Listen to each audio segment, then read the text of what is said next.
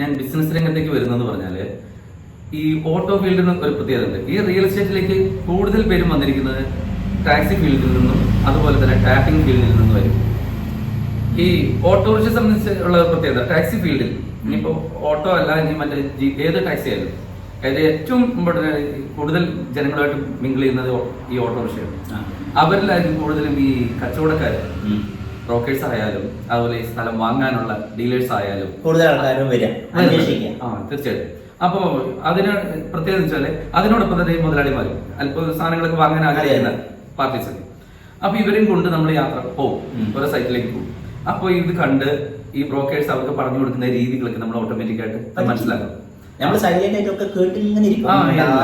അല്പം കൗശലമുള്ളവരാണെങ്കിൽ അതിനെക്കുറിച്ച് ശരിക്കും പെട്ടെന്ന് മനസ്സിലാക്കിയിട്ട് അത് പല ആവർത്തി ആവുമ്പോഴേക്കും നമ്മൾ ഓട്ടോമാറ്റിക് നമ്മളിൽ അതിന്റെ ഒരു ചെറിയൊരു അവതരണ ശൈലിയൊക്കെ നമ്മളിലും വരും. ബ്രോക്കർമാരെ സൂക്ഷിച്ചോളി, എങ്ങനെയാണ് ഓരോ ആൾക്കാർ കച്ചവടക്കാരാണെന്നും തീർച്ചയായിട്ടും. അതിലിപ്പോ ഭൂരിപക്ഷം പേരും ഈ ടാക്സി ഫീൽഡിൽ നിന്ന് വന്നവരായിരിക്കും, അല്ലെങ്കിൽ ടാപ്പിംഗ് ഇങ്ങനെയാണ്. അപ്പൊ അതിൽ നിന്ന് എന്ത് ചെയ്യുന്നു, നമ്മൾ ആ ശൈലി ഉപയോഗിച്ച് വേറെ ചിലപ്പോൾ യാദൃശ്യമായിട്ട് നമ്മുടെ വണ്ടിയിൽ യാത്ര ചെയ്യുമ്പോൾ ചില ആളുകൾ പറയും, മോനെ എനിക്കൊരു മുതൽ കിട്ടണം. നമുക്ക് ആരെ സമീപിച്ചാൽ ഇന്ന പോലെ ഒരു മുതൽ കിട്ടും, ഒരു വീട് കിട്ടണം, അല്ലെങ്കിൽ സ്ഥലം കിട്ടണം, കുറച്ച് റബ്ബർ കിട്ടണം, അല്ലെങ്കിൽ ഒരു വണ്ടി കിട്ടണം, ഇങ്ങനെ. അപ്പൊ നമ്മൾ ആദ്യമൊക്കെ എന്ത് ചെയ്യുന്ന പറയുമ്പോൾ നമുക്ക് പരിചയമുള്ള ബ്രോക്കർമാരെയൊക്കെ കൂട്ടിയേപ്പിച്ച് അവര് വഴി മുട്ടിച്ചു കൊടുത്ത് അങ്ങനെയൊക്കെ ഒന്ന് പോകും കച്ചവടം. അതേസമയം ഇത് ഇങ്ങനെ പല പ്രാവശ്യം ആകുമ്പോൾ അവൻ നമ്മളെ ചിലപ്പോൾ പറ്റിക്കും. അവൻ വലിയൊരു എമൗണ്ട് അവരുടെ ബ്രോക്കറേജ് ആയിട്ടൊക്കെ വാങ്ങും, നമുക്ക് ചായ പൈസ തരും, നമുക്ക് ചെറിയ ചായ ഇരിക്കട്ടെ ചായ കുടിച്ചോന്ന് പറഞ്ഞാൽ നമ്മൾ ഇതിങ്ങനെ പല പ്രാവശ്യം ആയപ്പോൾ ഇതിനെ കുറിച്ച് നമ്മൾ പഠിക്കും. അവിടെയും നമ്മൾ പറയുന്ന സ്ഥലം കാണിച്ചു കൊടുക്കാനും പറഞ്ഞു കൊടുക്കാൻ മാത്രമല്ല പക്ഷേ ഏൽപ്പിക്കാൻ കൂട്ടത്തിൽ ഇതിൽ എത്രയാണ് അതിന്റെ വരുമാനം കിട്ടുന്നത് കൂടി മനസ്സിലാക്കും. അപ്പൊ ഞാൻ എന്റെ റിസ്കിൽ ചെയ്യുന്ന കാര്യത്തിന് എന്തിനാ മറ്റൊരുത്തിനും കൊണ്ട് കൊടുക്കുന്നത്, അത് എനിക്ക് തന്നെ അങ്ങ് ചെയ്താൽ പോലെ. അങ്ങനെയാണ് ഓരോ തൊഴിലാളികളും മുതലാളിയായത്. മുതലാളിയല്ല, ഒരു തൊഴിലുമായിട്ട് നമ്മൾ കൂടുതലായിട്ട് ഇടപെടുന്നത്. അങ്ങനെ നമ്മൾ അതിൽ നിന്ന് അങ്ങനെ കുറേശ്ശെ കാര്യങ്ങൾ മനസ്സിലാക്കി നമ്മുടെ ജീവിതത്തിൽ അതിൽ നിന്നൊക്കെ അഭിവൃദ്ധി ഇങ്ങനെ ആയി വരുമ്പോൾ നമ്മൾ ഓട്ടോമാറ്റിക് എന്ത് ചെയ്യും, നമ്മൾ നിലവിലുള്ളതിൽ വരുമാനം കുറയുന്നു. ടാക്സി ഫീൽഡിൽ ആ വരുമാനം പോരാ, കാരണമുണ്ട്. നമ്മളപ്പോഴും വിവാഹിതനായി കഴിഞ്ഞാൽ പിന്നെ നമുക്ക് തുടർന്ന് മക്കൾ ഇങ്ങനെയൊക്കെ വരുമ്പോൾ മക്കളെ പഠിപ്പിക്കണം, അവർക്ക് എന്തെങ്കിലും കരുതണം, സ്വന്തമായിട്ട് ഒരു സ്ഥലം വേണം, വീട് വേണം. അതിന്റെ ഇടയിൽ ഇടപെട്ട് ചോദിക്കുകയാണ്, നിങ്ങൾ വിവാഹിതനല്ലേ? തീർച്ചയായും. എത്ര മക്കളുണ്ട്? 2 മക്കളുണ്ട്, 2 ആൺകുട്ടികളാണ്. വലിയവനിപ്പോ BCA കഴിഞ്ഞു, ഇനിയിപ്പം അടുത്ത MCAക്ക് പോകണമെന്നുള്ള ഇതിനാ താല്പര്യത. ബാംഗ്ലൂരായിരുന്നു പഠിക്കുന്നത്, അവിടെ പഠിക്കുന്നു. ഇപ്പോൾ അത് കഴിഞ്ഞു, ഇപ്പോൾ ഉപരിപഠനത്തിനുള്ള ശ്രമത്തിലാണ്.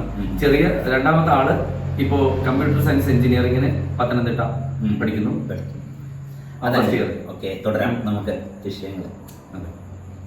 അപ്പൊ അങ്ങനെയാണ് ഇത് റിയൽ എസ്റ്റേറ്റ്. അതുപോലെ തന്നെ ടാപ്പിംഗ് കേട്ടോ, അവരും ഒരു 10-12 മണി കഴിഞ്ഞാൽ അവർ ഫ്രീ ആയി. അവര് നമ്മളോടുകൂടി പരിചയപ്പെടും, ഈ വണ്ടിക്കാരോടുമായിട്ടാണ് ഇടപെടുന്നത്. അപ്പൊ അങ്ങനെ നമ്മളിങ്ങനെ സംസാരിച്ച് വരുമ്പോൾ നമ്മൾ എന്ത് പറയുമ്പോൾ ഈ ടാപ്പിംഗുകാരോട് ചോദിക്കും, നിന്റെ മുതലാളിയുടെ കയ്യിൽ ഏതെങ്കിലും മുതൽ കൊടുക്കാനുണ്ടോ? അപ്പൊ അവരോട് ചോദിച്ചറിയും. അപ്പൊ അവൻ പറയും, ഞാനൊന്ന് അന്വേഷിച്ച് നോക്കട്ടെ, എന്തെങ്കിലും ഉണ്ടെങ്കിൽ ഞാൻ പറയാമെന്ന്. അപ്പൊ അവർക്കൊരു താല്പര്യം. ഇങ്ങനെയൊക്കെയാണ് ഒരു ലിങ്കായി വരുന്നത്. അപ്പൊ അവരെന്താ പറയാമോ, അവര് നാട്ടുമ്പുറത്തൂടെ അല്ലേ, നമ്മൾ അങ്ങാടിയിലല്ലേ ടാക്സി ആയിട്ട് കൊടുത്തു, അവർ നാട്ടുമ്പുറത്തൂടെ മുതലാളിമാരായിട്ടും ഒക്കെ ആയിട്ട് ബന്ധപ്പെടും, ആളുകളായിട്ടൊക്കെ ബന്ധപ്പെടുന്നില്ല. നമ്മൾ അങ്ങാടിയിലുള്ള മുതലാളിമാർക്ക് നമ്മളും ബന്ധപ്പെടും. ഇങ്ങനെ അവിടുന്ന് കസ്റ്റമർ ഉണ്ടാക്കും, ഇവരിവിടുന്ന് മുതൽ കണ്ടെത്തും. ഇങ്ങനെ അതൊരു ലിങ്കായിട്ട് അങ്ങനെ കുറെ ആൾക്കാർ ചോദ്യത്തിന് ഇന്നാൾക്കും ഉത്തരം കിട്ടിയത് എങ്ങനെയാണ് ഒരു സ്ഥല കച്ചവടക്കാരനാകണമെന്ന് കുറെ ആൾക്കാർ ചോദിച്ചിട്ടുണ്ടായിരുന്നില്ല. അതിന് വ്യക്തമായി കറക്റ്റ് അതിന്റെ വഴി നമ്മുടെ മാർട്ടിൻ പറഞ്ഞു തന്നു. എന്തായാലും പറയട്ടെ. തീർച്ചയായിട്ടും കേൾക്കാം. അപ്പൊ അങ്ങനെ നമ്മൾ ഇതിലൊക്കെ തെളിഞ്ഞു വരും. പിന്നെ ഇതിലുണ്ട് ഒരു കറ കളഞ്ഞു വരാനൊരു സംഭവം ഉണ്ട് കേട്ടോ.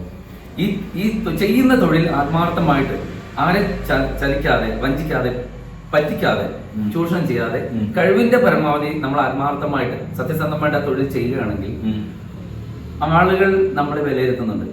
നമ്മൾ എങ്ങനെയാണ് അവരോട് ഇടപെടുന്നത്, എങ്ങനെയൊക്കെയാണ് അവർ കച്ചവടം നമ്മൾ ചെയ്തു കഴിഞ്ഞാൽ അതിന്റെ A to Z നമ്മൾ രജിസ്റ്റർ ചെയ്ത് എല്ലാ ഇടപാടും പിരിച്ച് അവരെ ഭദ്രമായിട്ട് എല്ലാ ഡോക്യുമെന്റും അവരുടെ കയ്യിൽ ഏൽപ്പിച്ച് ഭദ്രമാക്കി അവര് നമ്മൾ അതിന്റെ ഇടപാട് പിരിക്കുമ്പോൾ മാത്രമാണ് നമ്മൾ നല്ല വിശ്വസ്തനായ ബ്രോക്കറാകുന്നത്. അതായത് ഇടനിലക്കാരൻ, ഭൂമി കച്ചവടം ഇടനിലക്കാരൻ ആവുന്നത്. അപ്പൊ ഓട്ടോമാറ്റിക് ആളുകൾ ആ ഒരു പാർട്ടി അവരെ അടുത്ത സുഹൃത്തിനോട് അത് പറയും, ആ ആള് എനിക്കൊരു മുതൽ വാങ്ങി തന്നുള്ളൂ, നല്ല മുതലാണ്, എനിക്ക് നല്ല ന്യായമായ വിലയ്ക്ക് വാങ്ങി തന്നു, പിന്നെ ഇടപെടാനൊക്കെ നല്ല ഇതാണ്, മാന്യമായിട്ട് നമ്മുടെ കാര്യം, അവന്റെ വേതനം എന്താണെന്നൊക്കെ പറയും.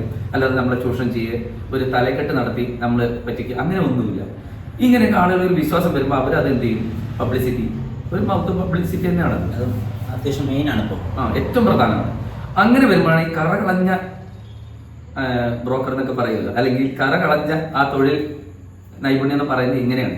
അതായത് പിന്നീട് നമ്മെ തേടി, നമ്മൾ കച്ചവടം തേടി അങ്ങോട്ട് പോകേണ്ട ആവശ്യമില്ല, നമ്മെ തേടി ഇങ്ങോട്ട് വരും.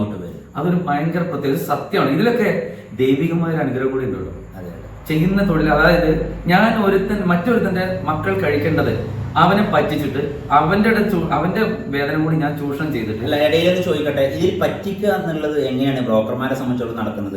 ഇതിൽ സംഭവിക്കുന്ന എങ്ങനെയാണെന്ന് അറിയാമോ? നമ്മൾ ചിലപ്പോ കാര്യപ്രാപ്തിയിൽ, ചിലപ്പോൾ അറിവിൽ, ചിലപ്പോൾ ചില വീഴ്ചകളുണ്ടാവും. ചിലപ്പോൾ സ്ഥലത്തിനെ കുറിച്ച്, അതിന്റെ വിലയെ കുറിച്ച് പെട്ടെന്ന് പഠിച്ചെടുക്കും. അപ്പൊ ശരിക്കും ഒരു നല്ല ബ്രോക്കറെ സംബന്ധിച്ച് എങ്ങനെയാണെന്ന് അറിയാമോ? നമ്മളെ കണ്ണ് കെട്ടി ഒരു ലാൻഡിൽ എവിടെയെങ്കിലും ഒരു സ്ഥലത്തോ എന്തെങ്കിലും ഒരു ഇതിന്റെ പ്രോപ്പർട്ടി അടുത്തുകൊണ്ട് നിർത്തിയാൽ, എന്നിട്ട് ആ കണ്ണങ്ങ് കെട്ടഴിച്ച് വിട്ടാൽ, നമ്മൾ ഒരു അല്പനേരം ഒന്ന് നിരീക്ഷിച്ചിട്ട്, അവിടുത്തെ അന്തരീക്ഷം ഒന്ന് നിരീക്ഷിച്ചിട്ട് നമുക്ക് അതിന്റെ ഏകദേശം ഒരു മാർക്കറ്റ് പറയാൻ കഴിയും. അത് കഴിയണം. അതാണ് അതിൽ ആ ചെയ്യുന്ന തൊഴിലുള്ള നൈപുണ്യം. ഒരു വാഹന കച്ചവടക്കാരനാണ് വാഹനം നോക്കിയിട്ട്, വണ്ടി നമ്പർ നോക്കിയിട്ട്, വണ്ടിയുടെ ബോഡി ഷേപ്പ് നോക്കിയിട്ട് വില പറയുന്നത് പോലെ വില പറയും. കച്ചവടക്കാരന് വീട് കണ്ട വീടിന്റെ പഴക്കം പറയും. എന്നെ പറ്റി അറിയുന്ന ആൾക്കാർക്കൊക്കെ അറിയാം. അത് തന്നെ, വീട് ഇങ്ങനെ നോക്കി കഴിഞ്ഞാൽ ഇത്ര വർഷം പഴക്കമുള്ള വീടല്ലേ എന്ന് നമുക്ക് പറയാൻ കഴിയും. സത്യം പറഞ്ഞാൽ എല്ലാത്തിലും ഒരു സൈക്കോളജി ഉണ്ട്, മനഃശാസ്ത്രമുണ്ട്. പിന്നെ വേറെ ഒരു കാര്യം കൂടി, മനോധർമ്മം എന്ന് പറയുന്ന ഒരു പ്രധാന ഘടകം കേട്ടോ. നമ്മൾ ഒരു സാധനം ഒരു പ്രാവശ്യം കണ്ടാൽ അതിനെ പെട്ടെന്ന് ഒപ്പിയെടുക്കാൻ ഒരു ക്യാമറ പോലെ ആവണം നമ്മുടെ കണ്ണും മനസ്സും ഒക്കെ. അത് നമ്മളിങ്ങ് ഒപ്പിയെടുക്കണം. എന്നിട്ട് ആരോട് പറയുമ്പോൾ വള്ളിപ്പള്ളി തെറ്റാതെ നമുക്കത് പറയാൻ കഴിയും. നിങ്ങൾ ശ്രദ്ധിച്ചിട്ടുണ്ടാവും, ചില ആളുകൾ അവിടുത്തെ ഓരോ കാര്യങ്ങളും പോയിന്റ് പറയുമ്പോൾ ഇവരെങ്ങനെയാണ് ഇതൊക്കെ മനസ്സിലായി? ഞാൻ കണ്ടില്ല കേട്ടോ സംഭവം. ആണോ? അതിൽ കിണറുണ്ടോ? അല്ല, അതിൽ കുഴൽ കിണറല്ലേ? അപ്പൊ ഞാൻ അതിൽ കിണർ കണ്ടിട്ടില്ലല്ലോ, അല്ലെങ്കിൽ അതിൽ കുഴൽ കിണർ കണ്ടിട്ടില്ലല്ലോ, അതിൽ വെള്ളത്തിന് എന്താ സ്രോതസ്? ഇതൊക്കെ പറയും. നമ്മൾ പറയും ഇന്ന ഭാഗത്തുണ്ടല്ലോ, ഇന്ന ഭാഗത്താണല്ലോ. പിന്നെ അതിന്റെ ടാങ്ക്, പിന്നെ വേസ്റ്റ് വെള്ളം പോകുന്ന ടാങ്ക് ഇന്ന സ്ഥലത്താണ്, കക്കൂസ് ടാങ്ക് ഇന്ന ഭാഗത്താണ്, അതിന്റെ കന്നിമൂല ഇന്ന ഭാഗമാണ്. ഇതൊക്കെ നമ്മൾ ഇതിന്റെ ചെറിയ ഒരു ഇതുമായിട്ട് ബന്ധപ്പെട്ട ചെറിയൊരു വിവരണങ്ങളാണ്. ഇത് നമുക്ക് പറയാൻ കഴിയണം എന്നുള്ളതാണ്. അത് നമ്മളെ പക്ഷെ ഇതൊക്കെ കഴിയാത്ത ചിലരുണ്ടാവും. ഒരു മുതലിൽ ചിലപ്പോൾ കണ്ടെത്താൻ കഴിയും, പക്ഷെ അതിനെ വിവരിച്ചു കൊടുക്കാനും വിൽപ്പന നടത്തി കൊടുക്കാനും കഴിവ് കുറവുള്ള കസ്റ്റമേഴ്സിന് കൊണ്ടുവരാൻ കഴിയും, പക്ഷെ കച്ചവടം ചെയ്ത് കൊടുക്കാൻ കഴിയാതെ. അപ്പൊ ഇവരെന്ത് ചെയ്യുന്നത്? കഴിവുള്ള ഒരാൾ അവരെ മനസ്സിലുണ്ടാവുമല്ലോ, അവനെ കൂടെ ചേർക്കും. എന്നിട്ട് അവനെ കൊണ്ട് കാര്യങ്ങൾ അവതരിപ്പിക്കും, ഇത് ചെയ്യുന്ന നടത്തും. പക്ഷെ ചിലപ്പോഴെന്ത് ചെയ്യുന്നത്, കൂടുതൽ സംഭവിക്കുന്ന ഈ ബിരുദന്മാര്, ഈ കഴിവുള്ളവരെന്ന് പറയും, ഇവന്റെ കഴിവില്ലായ്മ മനസ്സിലാക്കിയിട്ട് ഇവൻ ഈ പാർട്ടിയുടെ 2 പാർട്ടികളെ നമ്പർ ആവും വാങ്ങും. എന്നിട്ട് അവരുമായിട്ട് കൂടുതൽ രഹസ്യമായിട്ട് കമ്മ്യൂണിക്കേറ്റ് ചെയ്യും.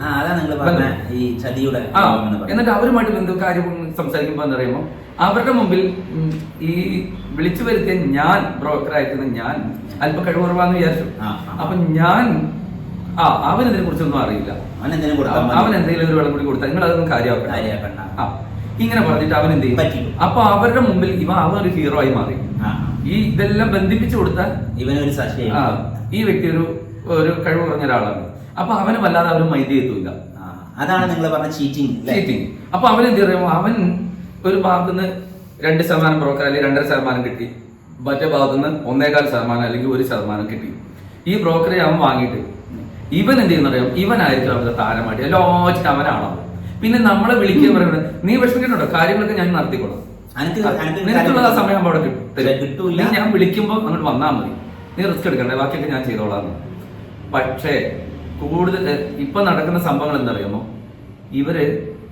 ഇവനെ വിളിക്കുക എല്ലാ ഇടപാടും കഴിഞ്ഞിട്ട് നമ്മളിത് എങ്ങനെയോ തിരിച്ചറിയും. അപ്പൊ നമ്മളിത് ഏകദേശം അറിഞ്ഞു എന്നൊരു സൂചന കിട്ടുമ്പോഴേക്കും ഇവൻ എന്ത് ചെയ്യുന്ന അറിയുമ്പോൾ ചുരുട്ടി മടക്കി ഒരു സംഖ്യ നമ്മുടെ പോക്കറ്റ് കൊണ്ട് അതിരിക്കട്ടെ, എന്തായാലും നീ ഒരു കാണിച്ചതല്ലേ, അപ്പൊ ഇരിക്കട്ടെ, ഞാൻ എന്തായാലും ഓടി നടന്ന എന്റെ പേപ്പർ വർക്കും കാര്യങ്ങളും എനിക്ക് നല്ല റിസ്ക് ആയിരുന്നു അല്ലെ. പക്ഷെ ഈ റിസ്കിനുള്ള ചെലവും ആ പാർട്ടി കൊടുക്കുന്നുണ്ട്. അവനൊന്നും ഓടി ചിലപ്പോ 1-2 ഒരു വില്ലേജ് ചെന്നിട്ട് എന്തൊക്കെ പേപ്പർ വേണോ അത് നമ്മൾ ഇവിടുന്ന് അപേക്ഷിച്ച് അത് കിട്ടുന്നുണ്ട്. ഇനി അതിന്റെ അടിയാധാരങ്ങൾ സംബന്ധം കുടിക്കടമൊക്കെ എടുക്കണമെന്നുണ്ടെങ്കിൽ അതും രജിസ്റ്റർ ഓഫീസിന് അത് ഈ ആധാരമായിട്ട് വരെ കണ്ട അവരതിന് വേണ്ടുന്ന കാര്യങ്ങളൊക്കെ അതവിടെ അപേക്ഷ. അത്രേ ഉള്ളൂ. അവന് എന്തുള്ളൂ, ഇത് വാങ്ങേണ്ടത് അല്ലെങ്കിൽ വിൽക്കേണ്ടതായ പാർട്ടിയുടെ കൂടെ ചെന്നാൽ മാത്രം മതി. രണ്ടുപേര് കൂട്ടിയടിപ്പിക്കാന്നേ ഉള്ളൂ. പിന്നെ ചില വർക്കുകളൊക്കെ നിങ്ങൾ പറഞ്ഞ പോലെ കുറച്ച് റിസ്ക് ഒക്കെ ചിലത് വരും. പക്ഷെ ആ റിസ്കിനുള്ള വേതനം അവർ കൊടുക്കുന്നുണ്ട്. അതിന് പുറമെ ഈ ആരാണോ ഈ പാർട്ടിയെ നമുക്ക് മുട്ടിച്ചെന്നത് അവനെ ഒരു പിന്തള്ളുന്ന സ്വഭാവം അത് ശരിക്കും ഉണ്ടാവരുതെന്നാണ് ഇതിലൂടെ സൂചിപ്പിക്കുന്നത്.